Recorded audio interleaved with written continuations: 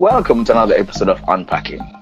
Tonight we delve into the topic of relationships, namely communication, respect, cheating and trust, sex and money, and ultimately failure. As said before, the point to note here, the memo is to agree to disagree. And all of what we say here are our opinions and not our proven facts. My fellow hosts, Alex and Josh, joins me tonight in this discussion. Ultimately, how are we feeling about that topic, guys? Wait. Before we get to how we're feeling about the topic, for that last one, shouldn't it be failure or success? Because you just ended with failure, like it's going ultimately to failure. Well, I'm just looking at it from how things are nowadays. But sure, yeah, failure and success, definitely. So let's change that to failure and success. Yeah, let's be optimistic. Let's keep that there for relationships nowadays. How do you feel about that, Josh? About the topic? Discussing the topic? About the topic of relationships. How are you really feeling about jumping into that? Well, let's see how the conversation unfolds. It's one that is, touch close to home. So let's see how I think it touched close to home for everybody.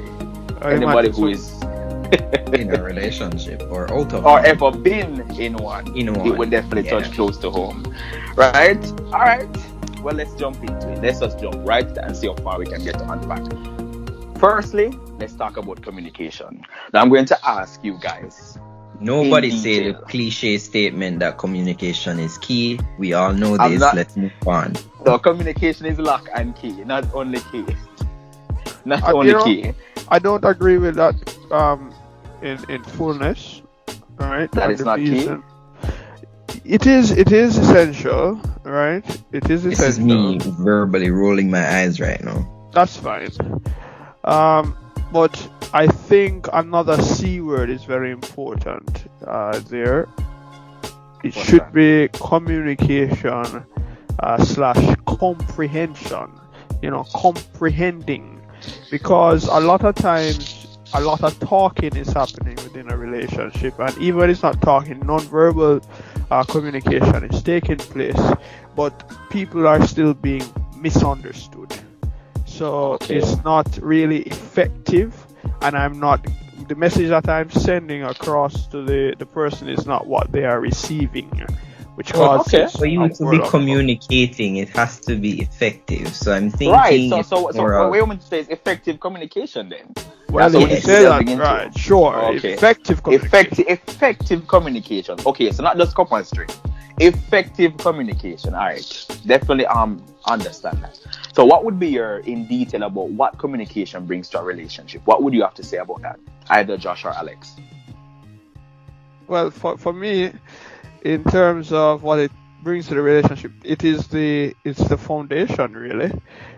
For my experiences, all of my relationships that I've been with, persons would have been my friend before we got to the state of saying girlfriend, boyfriend, or husband, wife. And so in getting to know someone, a lot of talking has to happen. I ask you questions, you ask me questions, as well as not just talking, but also observing their character traits. So communication forms the basis thereof. Very, very important. Sometimes it's we pay too much attention to it, though, that we miss a lot of things outside of communicating. How so? Well, please explain. Right, so let me see how best I can get this without... Yeah, man, the people want to hear what you have to say. Yeah, man, go ahead. So it was discovered within counseling that one of my biggest issues with with our relationship would have been communicating. That I felt as though I wanted people to read my mind, to see what it is that I was thinking. We sometimes get to the point where we are always talking about, you don't communicate properly, that we forget other things within a relationship, the other love languages, you know, being giving of your time, giving of your service, giving gifts, just being there, being physically present. So many times we neglect all of the other facets because we are so focused on improving our communication that we're talking so much that we no longer have sex. And so that becomes a problem. We are. I can't understand for the life of me how I fell off right there. So I fell off right there. So fell off. I can't understand how that's possible.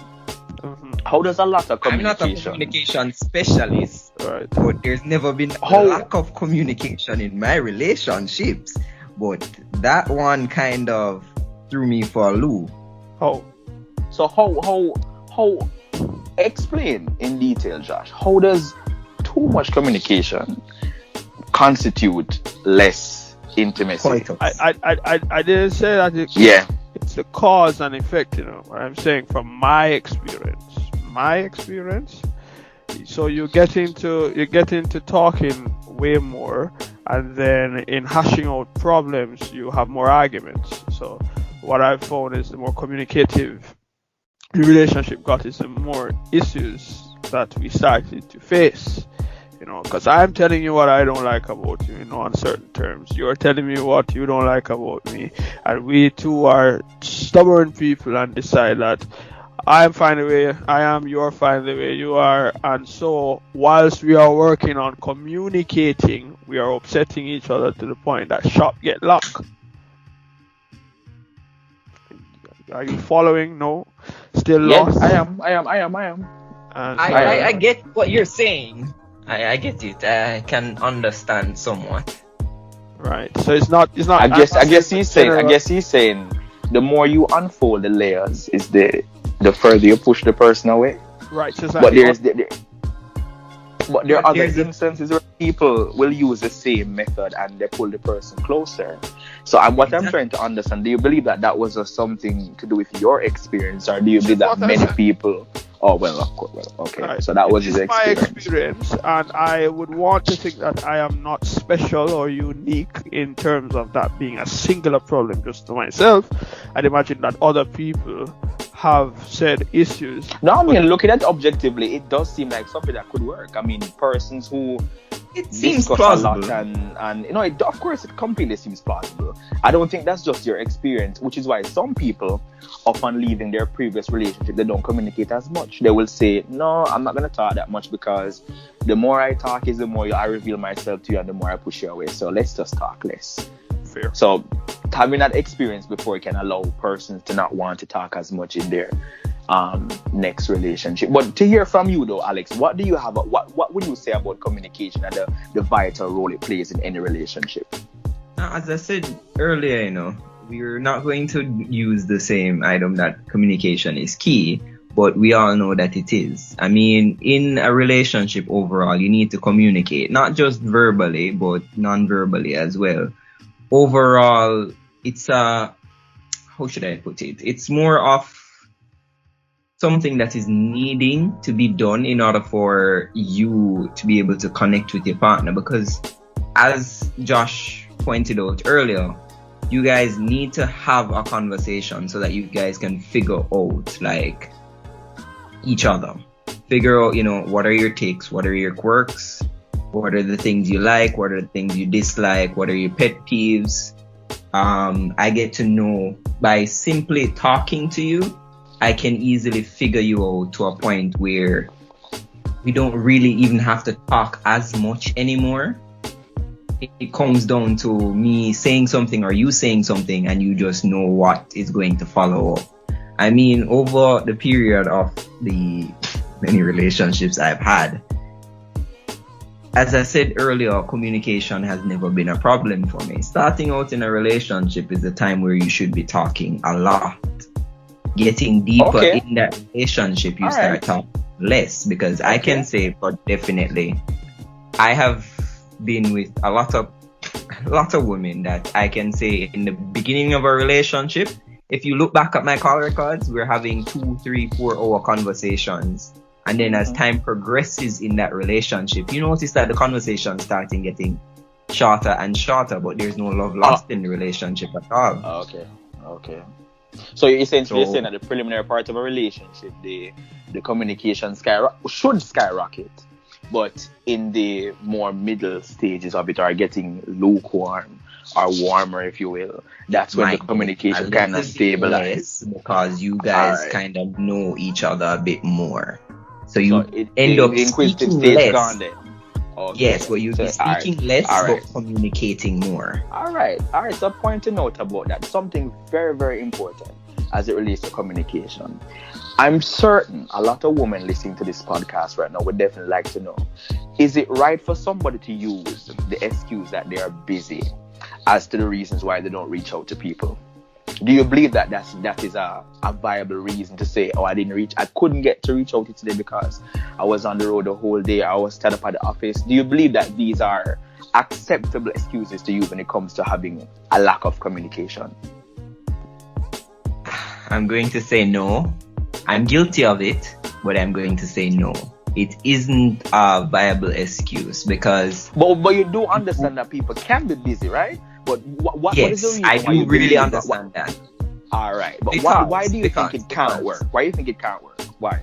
In a relationship, as I said, communication is key.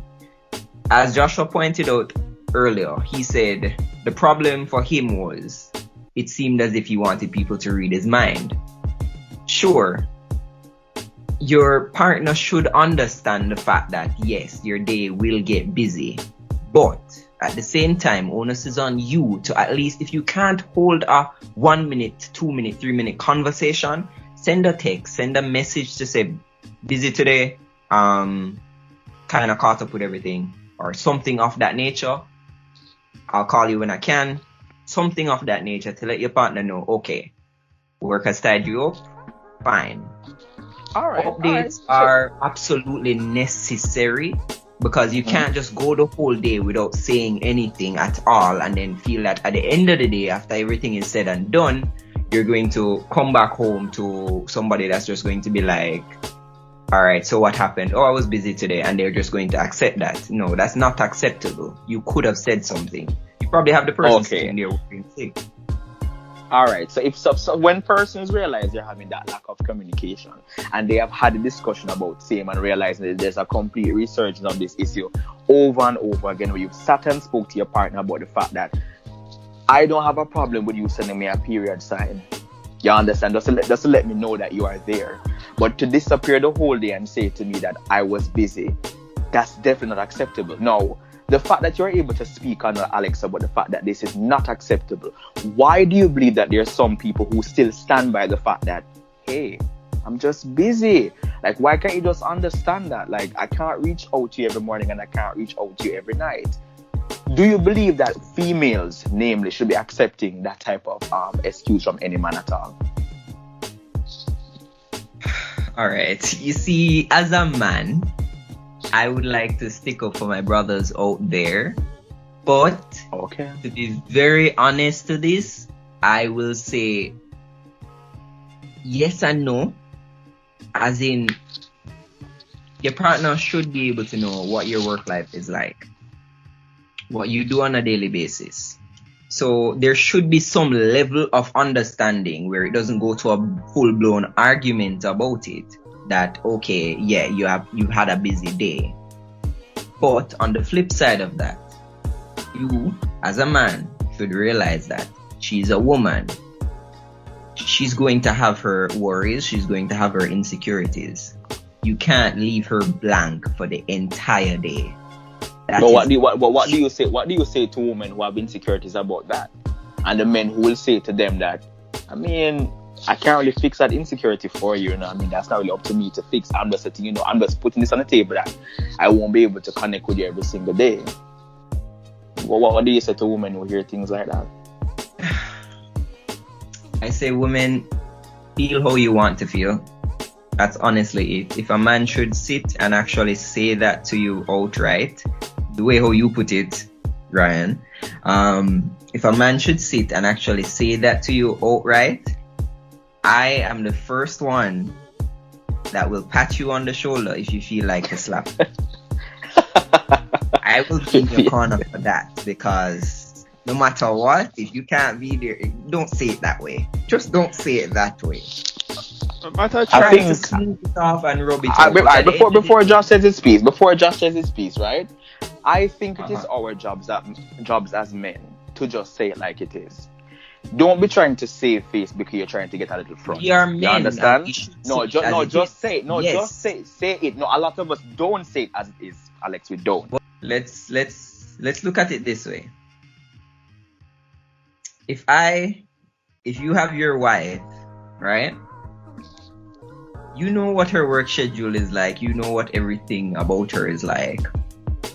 The honeymoon phase of a relationship is always the phase where everybody's keeping up appearances. So you're constantly texting back and forth. You don't even let the fact that work affects your communication with this person sometimes, because you know you're in that honeymoon phase, that euphoric phase where you need to continue, messaging this person. And then all of a sudden, after things starting getting comfortable, she changes and then just decides that, okay, babe, I'm going to be busy at work, and she doesn't message you for the whole day. Or just randomly, she don't say nothing to you for the whole day, and at the middle of the night is when she finally message you and say, hey, I'm back from work. As a man. But you see that leads into the whole idea that from you catch the fish, you don't have to go back out there again. Since she's already here with you, why bother pretty up yourself? Why bother work out? Why bother to do anything? I mean, you've already got her, so why try anymore? You cannot do that. No, but essentially what you just said is buying into that type of behavior, where you're saying that after the honeymoon phase is done. No, okay. That is bad. Okay. You start a relationship, you set certain expectations. The person is going to be like this. This is why communication is necessary, because you need to let the person understand, yeah, I'm texting you every day. No, this should have been something done from the get-go. You text on your downtime so that they can understand. If it becomes a problem, somehow it will come out in the messaging or the talking, that if you make it known that, all right, at X time I can't message you, or, in the middle of messaging, you just stop for a while, or 2 hours go by and you don't respond, eventually the person will ask, are you busy or something? And that's where the conversation can come out. Yeah, I'm at work, I can't really, be on my phone that much, but just bear with me. I'll answer as soon as I can. You see, once that expectation is set from in the beginning, some of these insecurities really fade away, because they already know what your texting pattern is like, or what your calling pattern is like. Okay, let's Josh chime in. Josh is about to say something. Josh, chime in on what you're about to say. Alright, so I have been listening keenly. What I have to say about it, from my own experience, working in a call center, where you fellas know that we leave our phones in our lockers. So if you send me a message during my productive hours, you are almost certainly not going to get a response until I'm on break or lunch. And oftentimes my break time is just a breeze. I really don't want to talk to a soul.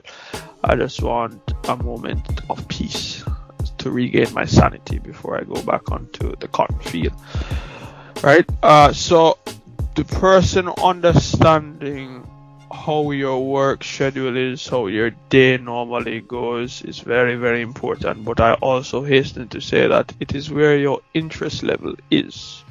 Because a lot of times when you are right, Ryan, in saying that, when they're trying to go after the nooks, very available 24/7 hotline. 24/7, yes, man. Right, and as soon as they have gotten the prize, then they kind of fade away into the dark abyss. But for the relationships where it's an actual relationship, not just a one night stand or a one and move kind of thing, there must be a level of understanding. And persons have to deal with their insecurities on their own time too. yes, we are there to support each other, but we are also responsible for our own self-development. Don't be running me down and telling me that, yo, you're not texting me because you're texting other people. Or you'll be watching my status, WhatsApp tells you when the person is online.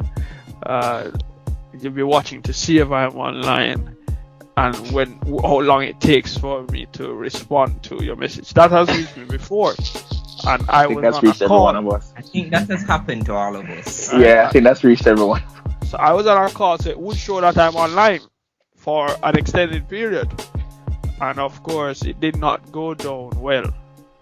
No, but all right. No, but All I right, for have me, a bad habit of that too. I will be in No, I a think- message alright. talking to you, and before I can get the chance to click out, something comes up. I drop the phone in my top pocket. It's still in WhatsApp, so it's still showing me that I'm online. But your messages are coming in, keep lighting up the phone, so it's not, the backlight is not turning off, so I can go offline. Closing. Right, Exactly. right. So guess but, what? but I think that all comes back around too. But then again, there's only so many times you can use that excuse, even though it is the truth, because what you just explained just now is very true. Because the person kept on messaging you saying question sign, exclamation sign, are you there? No, that is annoying.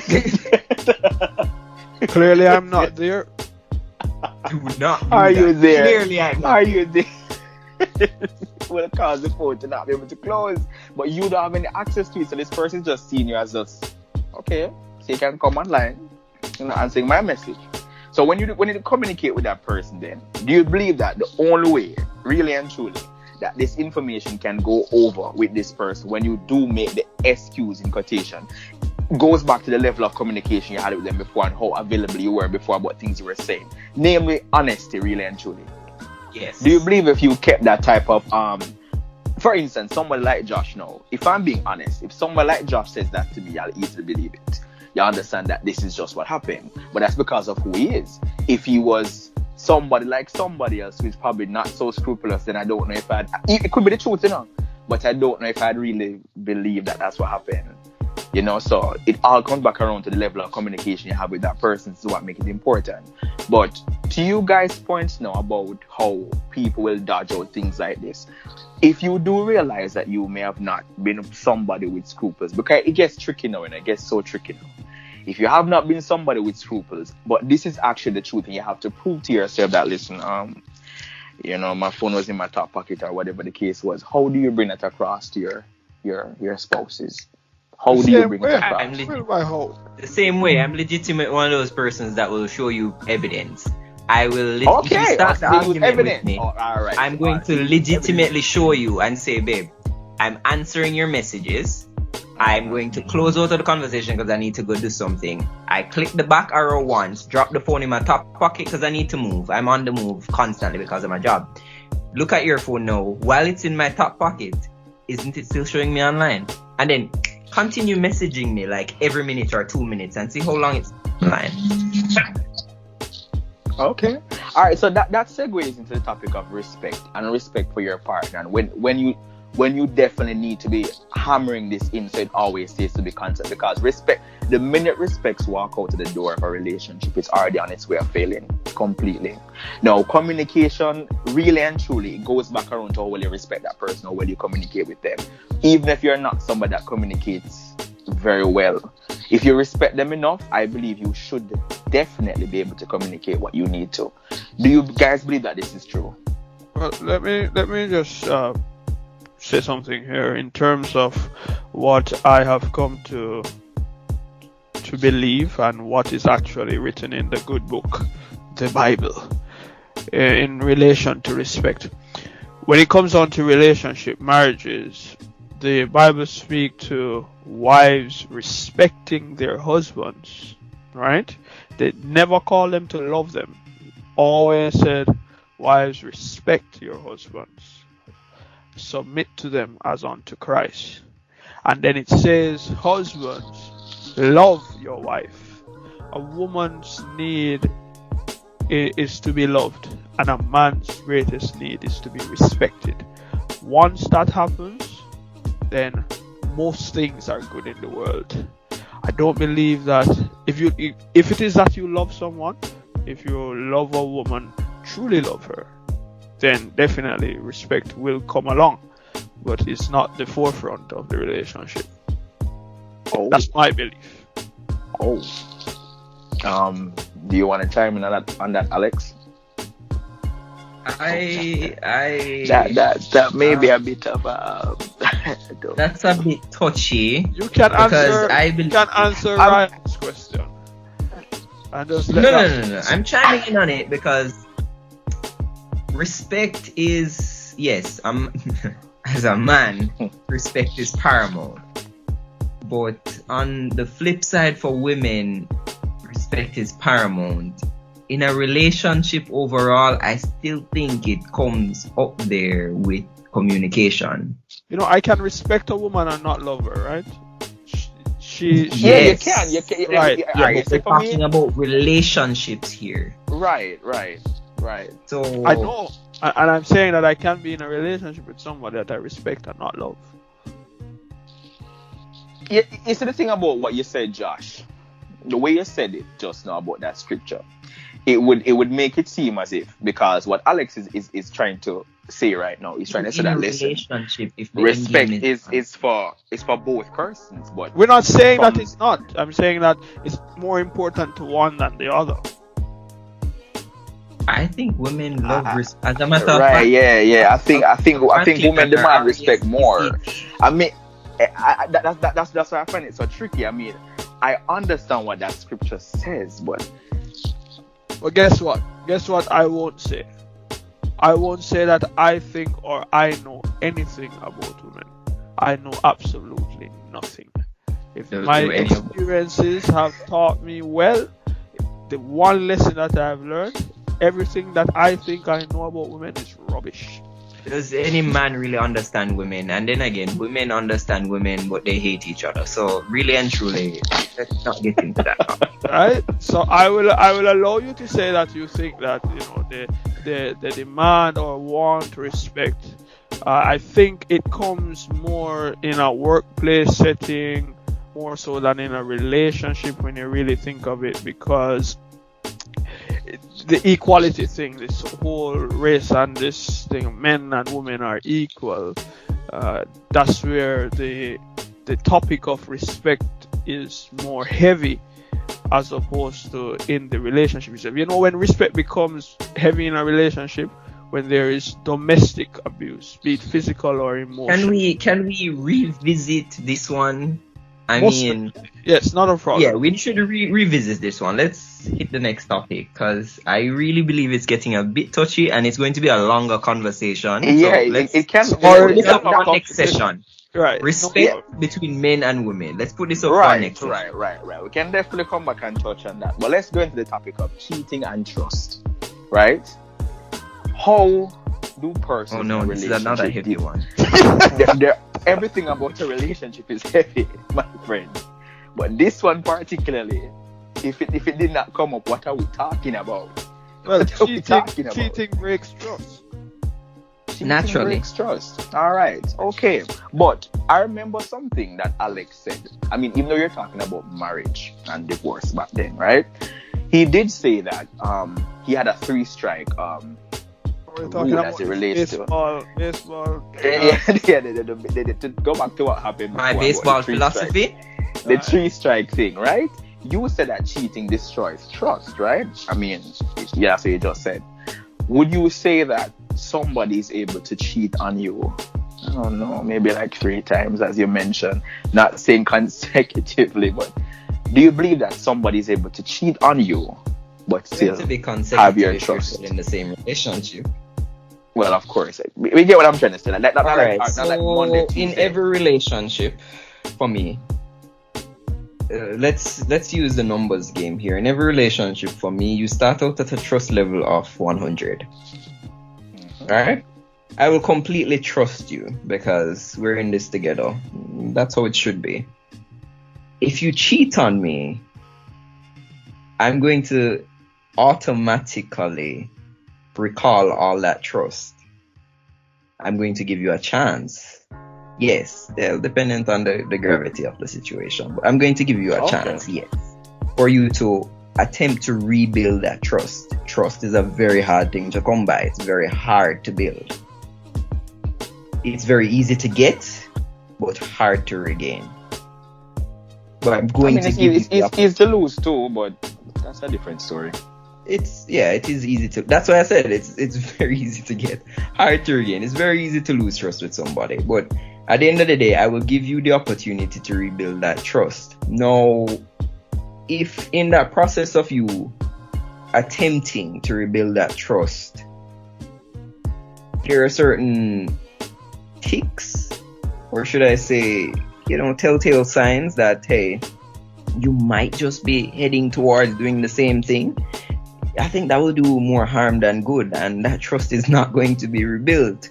Onus is on me at that point in time to decide whether or not, this is going to aggravate me to the point where really and truly I just need to call this quits, or probably I'm overthinking it and I just need to see where this will lead. Okay, so to hear from Josh now. Josh, what is your take on that? How do you deal with cheating in a relationship, and how do you resolve that if you do come across it? Well, you're talking being cheated on or cheating on someone? Both. I mean, both really. Both. All right, so I'm not a very forgiving person. I'm working on it. I'm really truly working on it. So honesty, very nice. All right, so when it comes on to Hakeem's philosophy, his baseball philosophy on the whole 3 strikes and you're out, 1 strike and you're gone, clear. It's not. Right, not so you so have a much, cricket philosophy. Yes. How's that? You're out. You're gone. No second chances. Right? But I have found that in past experience, someone who has cheated on me and we split up, that we got back together, and it happened again, and we split up again, and we got back together. I kept going back. The toxicity. Yeah, something was a little wrong there. You know what that is. Yeah, but I've tried to be Christ-like. As it regards to being on the other side of things, being the culprit, I have been in that situation before, and I have been extended mercy, right, and grace, that I wondered to my own self, because I know within myself that had it been reversed, we wouldn't be having this conversation. You get me? But it's so interesting. It's so interesting that you say that. Let's unpack that for a minute, right? I want to know something, because for me, I believe that if I'm going to step out of a relationship, it's done. It doesn't make any sense I decide to continue afterwards, because like you said, you're very unforgiving, and I'm a very unforgiving person as well. It's also something I'm working on. It's a slow process. Am I the only softy in here? I mean, we're just being honest about it. No, I'm not really forgiving about those things. And the reason I the only softy in here, I should say? Probably. The reasons as to why I'm not that forgiving, because I know what I bring to the table. If I know for a fact that if I feel that I'm going to be stepping out, then let's just call it quits. And if anybody else believes that they want to do that, if it's already going to ruin the trust with that person, for you to be there building it back ad nauseum, why not just end it? Well, this person's already not fulfilling your needs, so why stay? But the problem with that is, when you really sit and think of it, it sometimes bringing things down to its simplest form works, but other times it doesn't, because if the single reason for you stepping out is to satisfy oneself, get that instant gratification, but then it's nothing. Like you're not seeking to have anything with the person.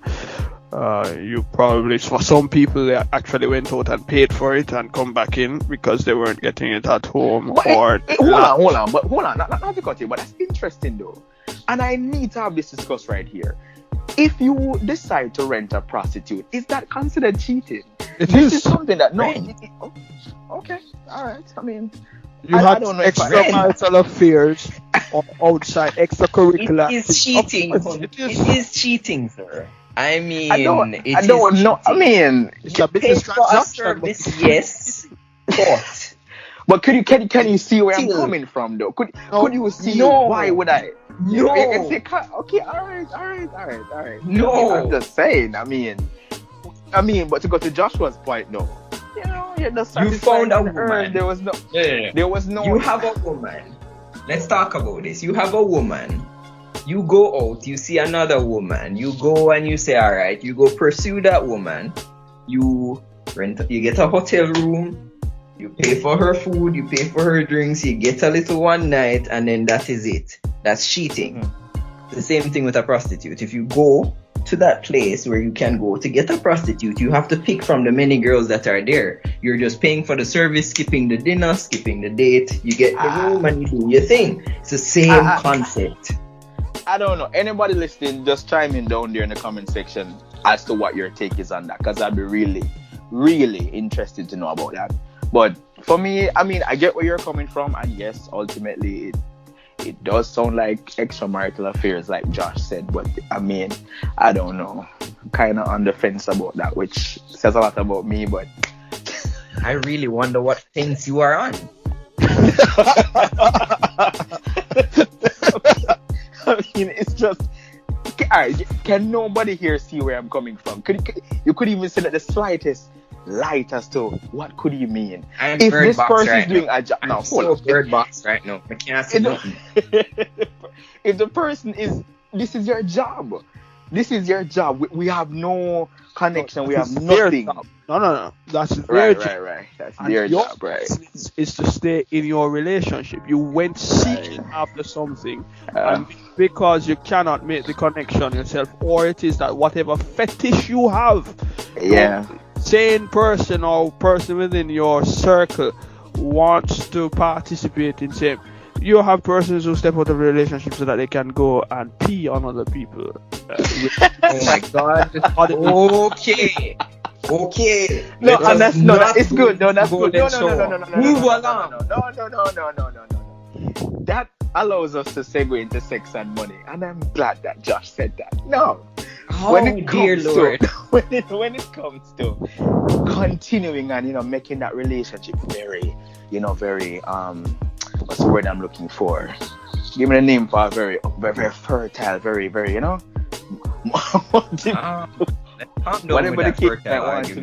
whatever the case might want to be, make it more luminous, great, grandeur, whatever the word might want to use there.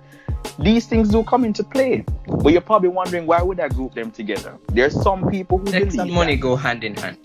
There's some people who believe that. Right. So it's almost like like right. So it's almost like either you're going out and paying for it, or even if you're in a relationship, you're at the paying end for of the it day, my philosophy is you're still paying for it.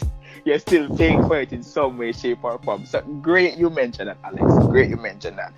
How do you believe that some people still pay for sex even while they're in a relationship?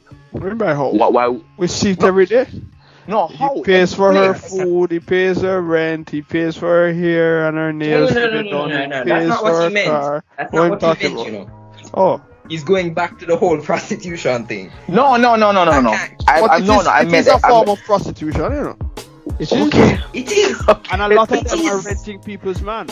So they're not interested in having somebody for themselves. They Is he prefer renting? Is he Well, renting stop or your borrowing? renting Because sometimes they're not because pay you're not- fee, you're the not man paying still a for pay it. fee. Sorry, my correction. I stand corrected. Right? So they don't want the commitment, they want the benefits, and so they give them they offer up cleanly shaven what God has blessed them with for the benefit of Hold on. What did I just hear about? A landing strip? What are we talking about? Why did you have to add in the cleanly shaven? Listen, no, because that makes it. I don't want to use that A word, appetizing. I'm gonna say appealing. That makes it appealing. That makes it appealing. And it's the truth. When you were showcasing it just now, you were interested to know what you was talking about. So yes, that is how they appeal to who they want to borrow, without commitment, like he just said. Everybody likes a nice Brazilian. Everybody likes a nice. I think everyone likes a clean shaven. He said the right one. Some people don't like no hair at all for some reason. That is for some people. Yes, we understand. No, within the relationship, right? Because I was about to ask is within the relationship, do you believe that there should be boundaries as it relates to exploring the idea of what sex is? Do you believe that there should be boundaries where that's concerned? Like, for instance, we come from a culture where persons believe that cunnilingus is, you're to be locked up for sin, you're to be ostracized, you're supposed to be stripped of all your fundamental rights as a human. In some cases, what? I would say, I can't remember where this originated from, but certain things in the bedroom are reserved for your wife. Some people would say. Some people things like say, what? No, things like what? Specify. Listen, I'll get into it. But I'm just saying. Some things are reserved for your wife. Some things you can try with a woman who you're committed to. I'm not going to tell you to go out there and I don't want to use the wrong word here. As you stated earlier, you never wanted to use the word appetizing. Mm-hmm. So I won't say, I'm not telling you to go out there and go, I don't want to tell you to go out there and munch on every single thing you can munch on out there. But, wow. Gentlemen, I'm sorry. Especially with what's happening in our own country or their country right now with the serviceman that was having a feast on shift. Let us stop using this munch on appetizing, please. Let's stay clear of that. Alright, and just focus on the matter at hand. We're talking about sex and money. Stop talking about eating and munching. It's a part of sex anyways. It is a part of it though. It's a part of it. It is. But we are in any paying shape too or much form, whether it's oral sex or sex. No, we're not. It's a topic of what we're discussing right now. There are wide ranges of what sex is. As you said, people have their fetishes. People pay just to be able to do that with some people. People pay to get a fellatio. People pay to do a bit of what you call it, as you said earlier, a golden shower. Sex is sex. We cannot deviate from the fact that whatever my question is this: what I was asking before, what do you believe must be off limits? The boundaries. I don't think that. We're talking about relationships still. Yeah, but you were saying that nothing is off limits. Reserved for wife and wife versus No, I'm saying in some places they will say certain things in the bedroom are reserved for your wife, but that's not me. I'm not going to shift into that. If I want to do something, I'm doing it. All right. So for Josh, what is your take on that? Do you believe that there should be boundaries? Are there things you believe you would do? Or do you believe there's things you have not yet grown into the idea of doing as yet? Well, just before I answer that, to touch on the point of some things are reserved for marriage or reserved to be done with your wife. I have known of persons in the church who would say to me that they're open to doing certain things such as oral sex, but they're reserving it for their husband. And I always scratch my head wondering what is so special. Why it is that you believe my question as well. Yeah, why you think that it's you're doing the dirty deed already, right? But for me, I'm of the view that if it is you don't like something and you're not open to trying it, I'm not going to force you. I'm not going to try and even convince you into doing it. I have not had the experience of having to challenge anyone or force anyone into doing any act, because I think that is rape. She consented to a part thereof of the whole activity, but as soon as you get into something that she doesn't particularly like or does not consent to, you ought to stop. Yeah. So men forcing. I mean, that's clear. Right, but it doesn't seem to be very clear for some people. It doesn't seem to be very clear because In what way though? In what way, John? because you already started. All right, so let me give you an example, just so that there's no misunderstanding. You have people who believe that, especially when you are in the doggy style position, for instance, that you are seeing her butthole winking at you, and they think that they ought to do something about it. They're supposed to go and have a little fun there, but she doesn't want to. Yeah? And so she has said yes to being penetrated vaginally, but not to anal sex. And you going ahead to do that is a violation of her rights. Following? She doesn't want it to be put in her mouth, and you are giving her an ultimatum. It's either we have this thing happening or the relationship can't go on. And you're the one paying her rent. So you know that she is highly dependent on you. So we have women and even men, because a lot of these persons who are becoming, going over to the other side is not out of their own sexual preference. For some of them, it is for a betterment of their lives or for their own survival. People may disagree, and that is fine, but I have conversations with a lot of people of different sexual orientation, and I know it to be a fact for some people that they go ahead and do certain things because, this girl named Mackerel, I don't know if you guys know her or heard of her. She familiar. She came on media saying that even have to bag her head and do whatever because pick me off eat, bill off pay. So for me, there should be clear boundaries of what it is that you're uncomfortable with.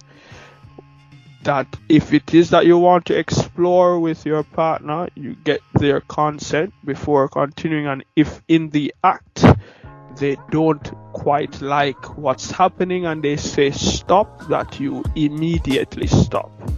So with that being said, yes, go ahead. With that being said, right? You said about state what are the boundaries, right? There are some people, a lot of people, who will not state these things, and if when asked about it, they will say, "No, man, I'm not really so much a fan of that. That's not really for me." And then the minute the ring goes on the finger and we understand the legal binding, that is when all these atrocities decide to surface. If at that point in time somebody is forcing a certain type of narrative on you, do you believe that these can be seen as irreconcilable differences? Of course they're irreconcilable. They are. Okay.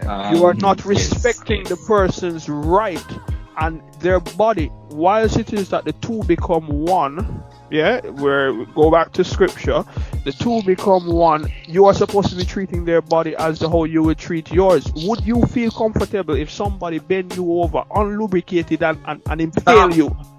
No. Stop. You wouldn't. Stop. So it's in the same. Want to hear about it. It's within the same understanding, and that is where the whole matter of if it is that she respects you and you actually love her, you won't cross those kind of boundaries. That's rape. That is rape, and you belong in prison. So you do believe that a man can rape his wife? Of course. Okay. Not because you get married to the person means that they are obligated to say yes to you every time. No, but it is so interesting. You said that because earlier is that in some states a man cannot rape his wife. In law, there are some places that legally don't see that way. Because you see what you said earlier, Josh. You said a woman has to submit herself to her man. No, when that is being said as unto Christ. No. As unto Christ. So when you are submitting, you are not submitting yourself to abuse. You are not submitting yourself to being his getaway driver, to do illegal activities knowingly. Those things are unlawful. You are when you are called to submit yourself, you're called to submit yourself to a man who is priestly, who is yearning after God. That is the intention, that he is the king in your household. He is looking after the well-being of his family, his wife and his children. He's looking after your best interest, and so it's easy for you to submit. The minute that he is being selfish and is looking to cause you harm, you don't sit down under that God not make fool. You're not an idiot. You're not a slave. You don't God sit never made fools. Mama never raised no fool. Okay. What? I'm glad you said that. I'm glad you said about knowing, what we're not to sit under somebody or whatever the case might want to be. And with the final topic that we have here is failure. And then what the telltale signs are as to when a relationship is just not going to work. Or failure or success of a relationship. With all the things that we said, right? What are some things you guys have noticed in your many relationships, if I do say so myself, that you realize were the telltale signs to it not being a success? So what do you say are some of the things you noticed? Trust is, as we stated before, trust is paramount. If the trust fails somewhere in it, you can definitely... Alright, as a man, honestly, I'm going to put it out there. This is why I moved from that 3-strike thing down to 1 strike when it comes down to certain things. Automatically, if it is that you lose that trust in the beginning, it's hard to build back, yes, but at the same time, I'm already 1 foot out the door. Though I'm probably giving you the opportunity to try to build it back, I'm already 1 foot out the door at that point in time. That is a sign of failure. But then again, you have to look at the flip side of it, that we're all humans, all of us do make mistakes. But so what constitutes a mistake in a relationship though?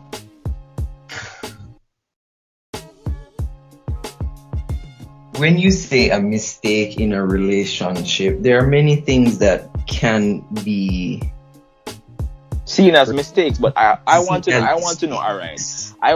Yes, with some people, I could say that this is a mistake. You should have never went over his house. You understood how I felt about that, and you still went and you seen him. Yes, you saw him. That is a mistake. That could have been for some people, but at the same time, that could be cheating. That doesn't. No. You can't say cheating because nothing happened. No, for some people, it is cheating. Right. So some people see that as being cheating, right? From my perspective, that mistake in quotations would not be what constitutes the failure of that relationship. So when I ask you exactly what is a mistake, but there are certain blatant things. If in a relationship, I told you, all right, first of all, in a relationship, I already told you, I don't like you doing certain things. For example, as you brought up earlier, you said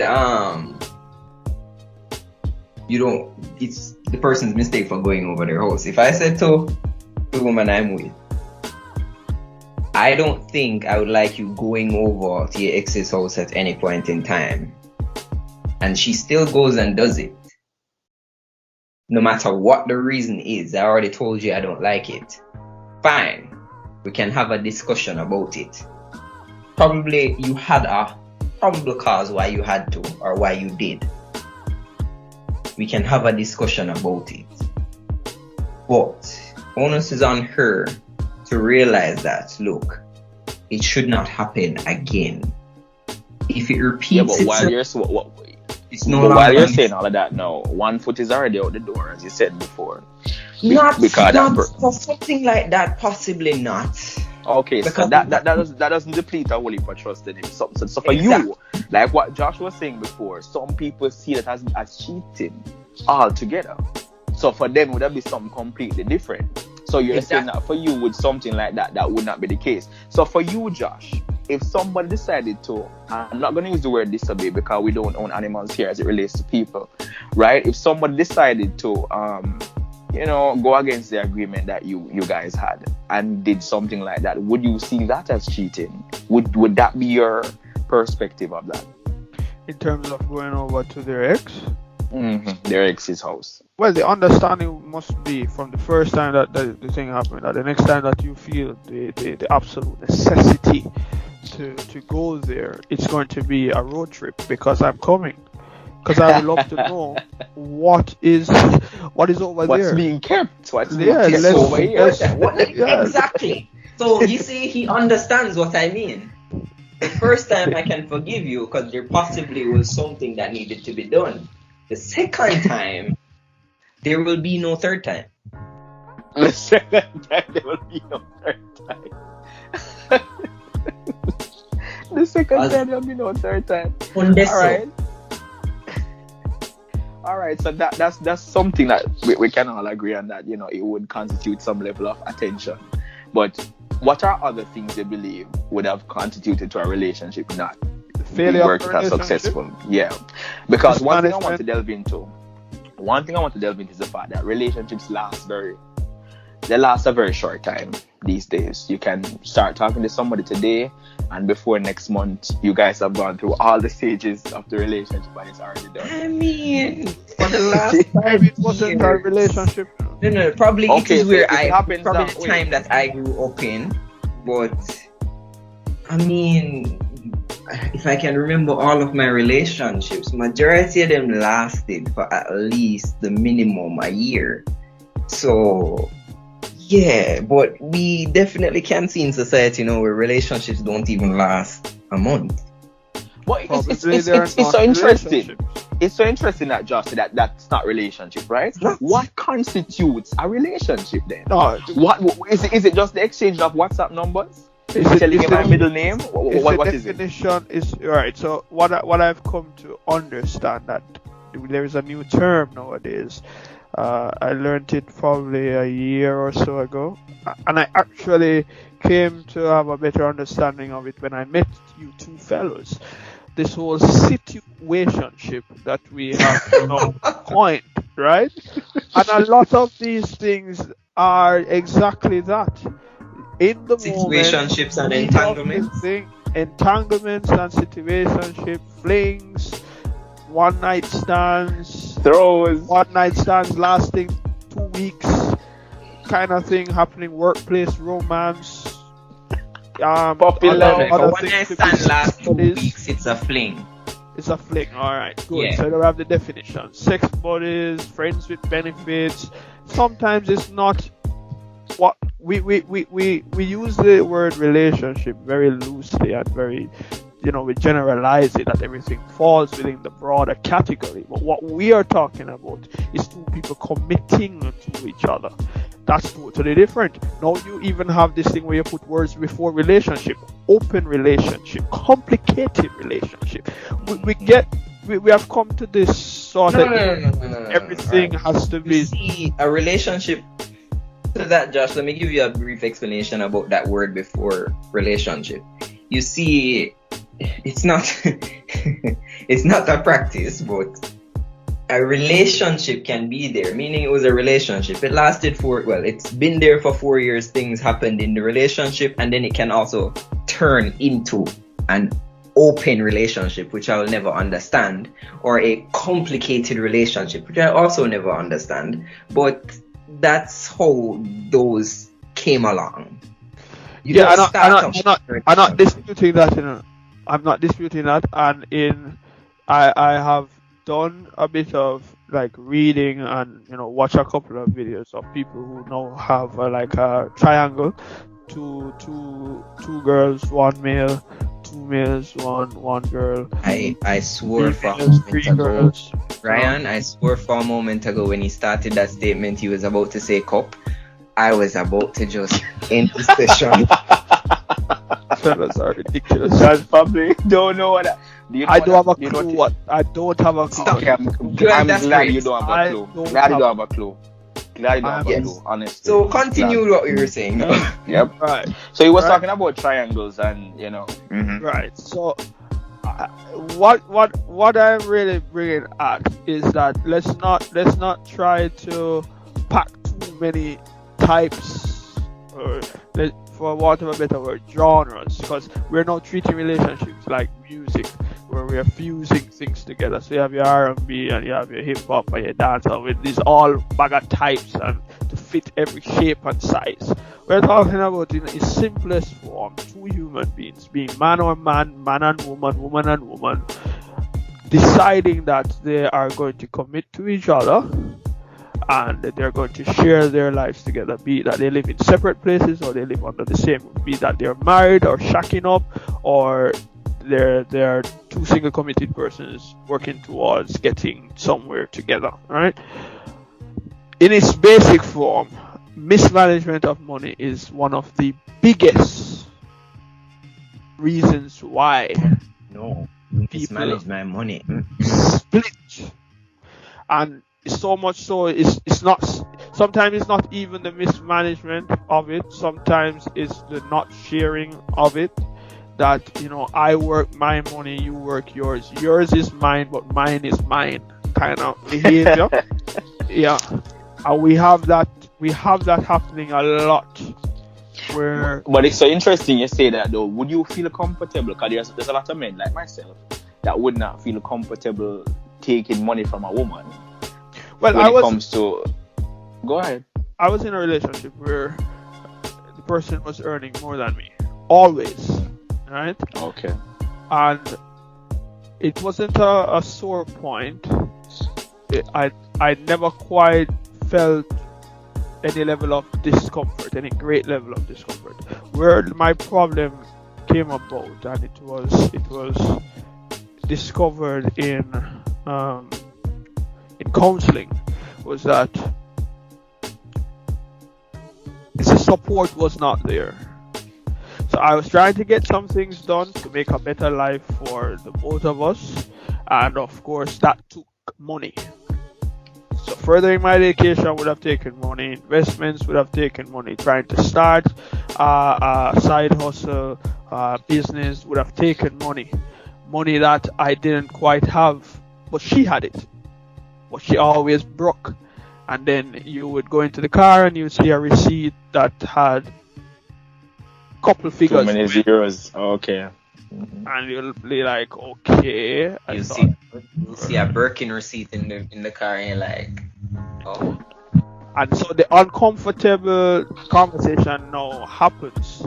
Or no, it didn't happen. I had the conversation with myself. And then I came to my own conclusions. And then I felt insecure. And when I heard other people talking about, yo, me that never date an independent woman, or me that never date a woman who make more money than me, then I started to align myself with their own thoughts, their thought process. It's never that way to begin with. I think those are insecurities though. Yeah, I wouldn't say I wouldn't care if a woman makes more. Yeah, I don't care about that. I'm just saying, from the point of what you mentioned before about my money is your money and your money is your money, or whatever the case may want to be.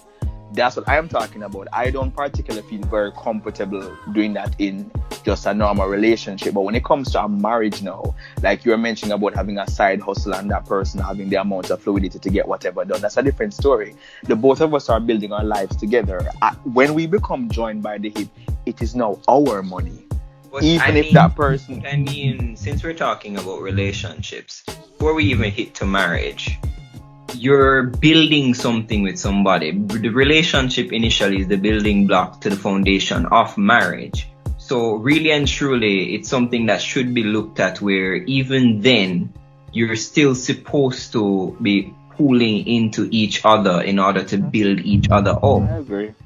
I agree with that. You are right, because relationships are supposed to be looked on as a stepping stone to getting to marriage. So yeah, exactly. You're right. I take your side, Ryan. I'm uncomfortable, very uncomfortable taking from women. I don't do it as much as I can, and that's probably because of my philosophy. It's not a matter of taking money from a woman, be it whether we're married or we're meaning it's not like I won't do it or I look down on it or something. It's just more of, alright, I have a philosophy where it is that see, for me, I'm a man, I make my money, I only need a few things in life. I just need a haircut, I need money to get on the road, I need gas on my car, simple stuff. And you need sex, don't forget that. Very important. That lives will progressively get longer. It's not just a couple things. For it in other things, but yeah. But I'm looking at it right now as, alright, see, for women, they have so many things that they need to get. just it.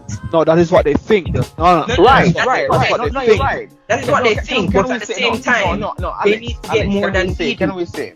Can we say things that they want to get? Because you said need to get. No. I'm not looking at those things, but I'm just saying, a woman, her hair needs to be done. If the upkeep needs to be there. Her hair needs to be done, which she can do by herself. Calm down. She does not need to put Calm on down. nails. Before we get there, I'm just saying, hair needs to be done. Nails need to be done from time to time. She needs her whole own woman stuff, pads, her sprays, whatever. She has her bills, she has all of that to look at. Really and truly, if you compare the things that the daily necessities of a man versus a woman on a month-to-month basis, a woman needs more things. I'm fine having. But honestly though, I think that comes from how society. That is society. That comes from how society wants to view what a woman should look like or what a woman should have. No, it's not because there are some places. Like, no, I don't reason why a woman can wear her natural hair, minus the sanitary napkin and the feminine products. I'm gonna minus that. But when it comes to her hair needs to be on her nails, those are actually luxuries. Like what Josh said before, women are able to do their hair. Right. Let me ask you something. Those are luxuries. Women are able to do their hair by themselves. Mm-hmm. Yes. Women are able to do possibly their nails by themselves. They don't necessarily need to do them in some cases. But at the end of the day, look at it like this. A woman has to. It is her innate need to doll up, if you might say so. Probably not the makeup, because some of them really don't need it. They put it on anyway, but some of them really don't need it. But at the end of the day, a woman's hair needs more care than a man's hair. We'll chop off ours because, hey, it grew too much. It's kind of looking a little bit scruffy. We need to chop it off. For them, it's not the same. It needs some form of upkeep. Of course, it needs to be washed. It needs some products to go into it. Or I'm not talking about lace wigs, and I'm not talking about any of that. That's coming on to they needing to do their hair. It's just that for them, the upkeep for the hair is a little bit more than what we would spend for ours. So they end up spending more in these things. Even if it's her natural hair, they end up spending more in these things versus what a man does. So yes, of course. What card is here? Because I'm now lost. How to hear and stuff like that. I'm not entirely sure. It came about when we were speaking about how we split the payments for each. But right. Money, your money, my money. Yeah. Why I say the your money, my money thing, it doesn't work out. But I was saying I agree with Ryan in the case that I'm not comfortable taking money from women because of this factor. This is my philosophy to it. I'm not saying this is for all men. Because they spend more money monthly than men on the basic needs.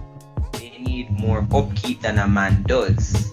So really and truly how I look at it is, if it is that we're going out, it's not every time we're going out I'm going to say to her, yo, we're going Dutch. You pay for what? You know what I think? I think we're having very differing views on what is being said here, because I'm not saying you're wrong, and I'm definitely not saying I'm wrong or saying that Josh is wrong either. So what we're gonna do?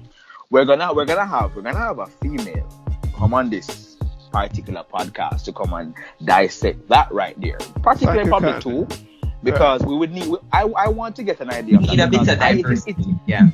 It's hard for me to. I can get what you're saying about that, but ultimately, I think I'll have to keep going back to how society wants to paint things, because whether or not certain things are needed for somebody to doll up themselves, it's still not really a necessity. But again, that's just my opinion. I would rather to hear that from a female's point of view. So I want to come back to that on a different episode. Now, we were talking about the success. We were talking about the failures. What constitutes the failure of a relationship.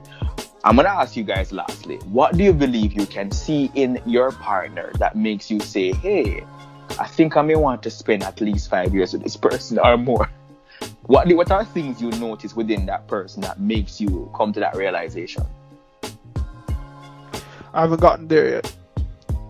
Never got there before? No. I'm not saying you said my partner as though it's present. I'm saying that I haven't gotten there yet. I haven't gotten. But what are you looking to see though? What are you looking to see before you can make that decision? Well, that you can stimulate me intellectually.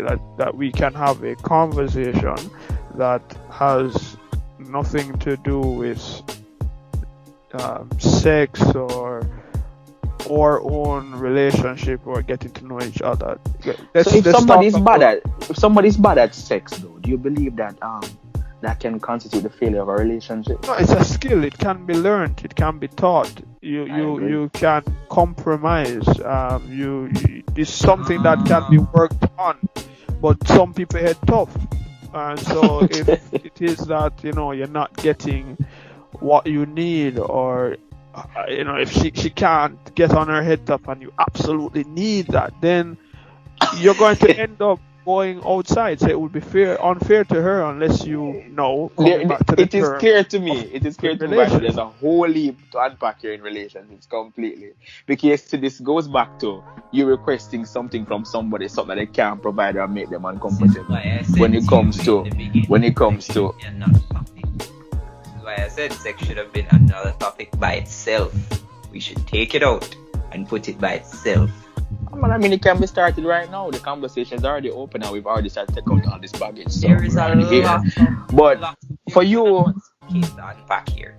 Definitely, without a doubt. So with all that was discussed here, right, Alex, what would you need to see in your partner that would have definitely allow you to see succession in that person? Something that would make you say that, hey, I want to run this boat for a little while longer. What would you, of all the things? I kind of love how you said I want to row in this boat for a little while longer. That brings back a lot of things, but let me answer your question. He was not making reference to sex. I'm just saying that's a part of it, but let me answer the question. I mean, I look for my current relationship, her personality. That's just it. How should I put this? She's a great girl overall. I mean, she's very responsible, sociable. I'm not a very sociable person myself. Opposites attract in a certain way. So it's great to have that.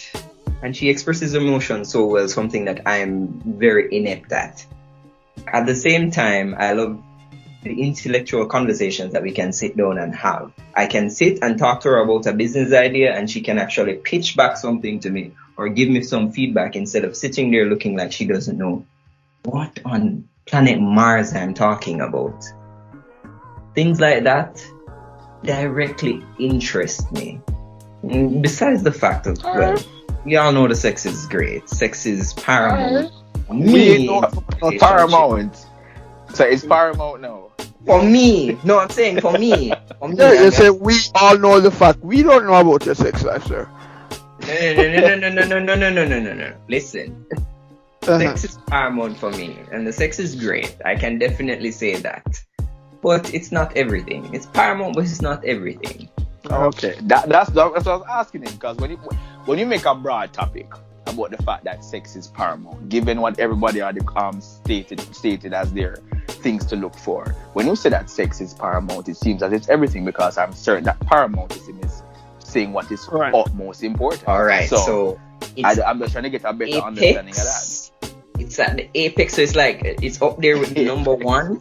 It's like at number one. It's right at the climax. Alex, listen. Let's just call a spade a spade. This is a very important. No, I want to call a spade a shovel.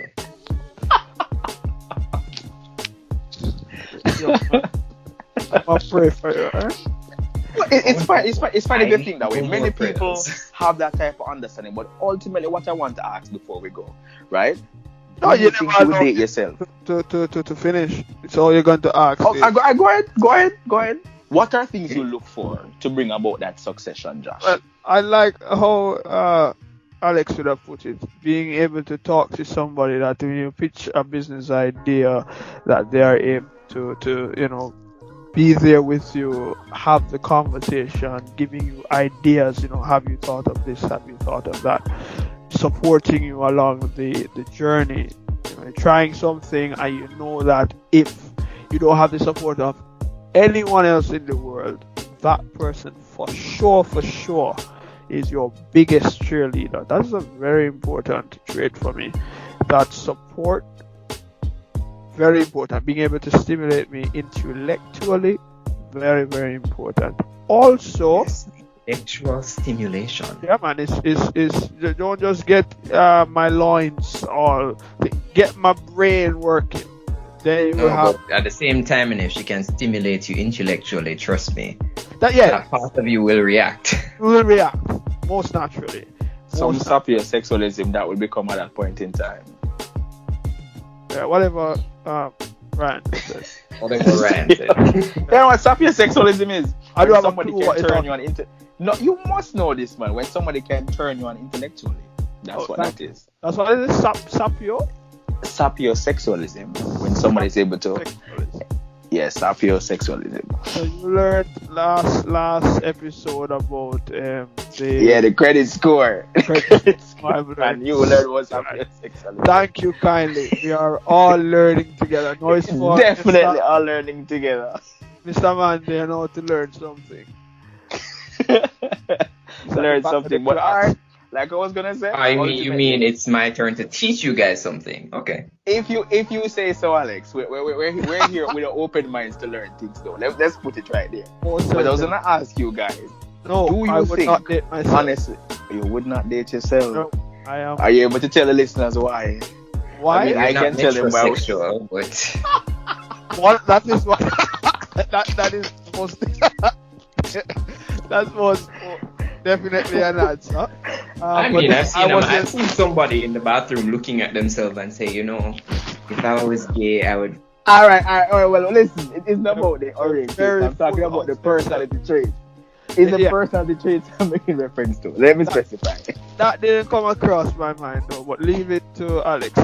For me, I don't think. Nah, I'm a little too much. I am always in awe when I am in a relationship that lasts any extended period of time. Like, how do you manage me at all? Because I'm an extremist, and from one extreme to the other, there is no middle ground. And when I'm really happy, when I'm really good, I'm really good. But when I get upset, I to the ends of the earth and back just to bring my point across, and I would not piss off myself, be with myself. That would not make for a good world. Oh, Yeah, I need that somebody. sounds like an apocalypse right there. Yeah, man. What about you, Alex? You think you would have talked to yourself? Oh, And personality-wise, of course. If I would be with myself? No, I mean, No. oh, is there any reasons why you would I say that? love me, but I hate me at the same time, so no. No. No specific? Well, I mean, I can answer the question. No, I would absolutely not date myself. Not at all. I find A myself to be like Capricorn and what? Capricorn cannot mix. I won't bring it down to the zodiac sign because I do think that's one of the episode where we delve into that. No. About that. A Capricorn we have man to. and a We Capricorn have to. woman can mix. But We I'm will, just as I saying, said, this we'll definitely Capricorn talk man about that. The zodiac mumbo jumbo. cannot Lots mix of with people himself. tend to believe where this star sign thing comes together, and Can I I still sit that can't one see. Why would you want to say Because that that one don't out? spell no sense to me. Well, you see, that's exactly what you cast it out. Or, That's exactly what you cast it out. that But don't for me, as I define was saying me. before, no, they way too egocentric. I tend to do things and not think about them until the way afterwards. I guess I'm not very emotionally stable, so no, I would not date myself. No, but we do try to work on things like we're talking about being forgiving and all that type of thing. There's so many things that we need to work on. So I don't think no. I do think I'm chanceable. I think I should be given a chance. I think we forgot one word that Josh mentioned somewhere within this. What was Compromise. that? Compromising. It's so interesting that people use that word compromise, and from my understanding of what compromise means, I think people understand it differently. If we're going to collaborate, I think I don't want to use that word. I want to use collaborate instead. because compromise gives persons a different understanding of what that means in a relationship. When you're going to collaborate, it means you're able to see someone, meet someone where they are. If I understand that this is not particularly the strongest point for you, we try to work on it becoming that way, and vice versa. Well, That's there how I are see that. sometimes where you realize that you two have differing opinions. This is true, but sometimes there it's should good to, be alright, when it comes to bringing somebody to compromise to know understanding that, your point okay, of view, like an agree to disagree type of thing. Is that what you're talking we about? agree to disagree. It's compromising. Well, for me, because ultimately, when it comes to the succession of a relationship, I don't think it should be one person cutting off their hand for somebody else's foot. I don't particularly agree with that. But as it relates to, for instance, what he was mentioning before about persons not wanting to do certain things, I think when it comes to looking for a partner, it is your duty to try to select somebody who's close to your compatibility, to the best of your ability. That it should be something that you do. This is why it's important to have that communication so you know what is it that you're looking for and what can this person provide. It is also very good to put out on the table so people know, okay, this is what you're about, this is what it will be going forward, but you're always open to learning. If you have not set that expectation, then you're already doomed to fail. Because some people go into a relationship not saying certain things, but they don't want to compromise down the road. And some people are just not willing to compromise. But if you had gauged that from the beginning and saw what the compatibility was, this failure would not be on your plate right now. I don't know if that makes sense to either of you guys, but I'm just saying that's just my opinion. So when it comes to starting anything, I try to establish what is compatible first. Yes, but you have to look at it this way too, you know. Like when we fall in love with someone, we actually look at them through a screen of adoration and perfection. So when we fall in love with someone who, you know, who normally would be compatible. Isn't that amazing though? Do you believe that when you feel that though, do you believe that we're getting stupid? Because I believe that when you look at somebody, you have to understand it. You see, when you fall in love with somebody, your brain releases what you call the feel-good hormones, like serotonin. It's serotonin and dopamine. Serotonin and dopamine. So yeah, those give aid to a chemical reaction that just it gets rid of stress and fills you with this everything. Yeah, exactly. Infatuation just takes over. Right, in fact, it just takes over. Like, even the way the person will send a heart, you're all like, oh my God, that's so cute. When 5 months down the line, can you stop sending those things, please? I think they're very kind. Yes. Like, but as the saying goes, opposites attract. So, the person's good traits compensate for your own bad ones and vice versa. So, like, when you fit these pieces together, it creates like a new piece, a whole new thing to the puzzle. And really and truly, when you put those opposites together, it completes everything. So really and truly, opposites attract. So if you look for somebody that you will say, oh, they have everything that you need, or they have everything that you think you want, there's a possibility that relationship would not work out. Because you're thinking about what you think you want. What is that actually what you need? What is your perspective on that, Josh? What would you say about that? About the releasing of serotonin and having that blind spot to things in the preliminary part of a relationship? It's medically proven, and it's one of the reasons why, from my own experiences, I have sought to step all the way back before jumping head on in our relationship, because we can get so caught up in the feelings, the whirlwind, and you certain red flags, you don't see them until you're in it. You have already invested time, energy, resources, your money, dating, and all the rest of it, and then it's an epic fail, another heartbreak, another person to add to your body count. Oh my God, don't speak about body count. Exactly. And you see, with all that being said right there, so it is very clear there's a whole lot more to unpack right here. So we have to have a part two to this, without a doubt. Definitely have to have a part two to this, because body count, red flags, these are definitely things to talk about. And the stages of a relationship. So yes, we have a lot to Definitely talk going to come about. back to this, guys. But don't forget to like, share, and subscribe this video. It really helps out a lot. Don't forget to join on the comment section. We meet every single Monday at 9 to discuss anything that is revealing to us and just properly unpack. So, from me, Josh, and Alex in the studio, thank you for listening and enjoy the rest of your night.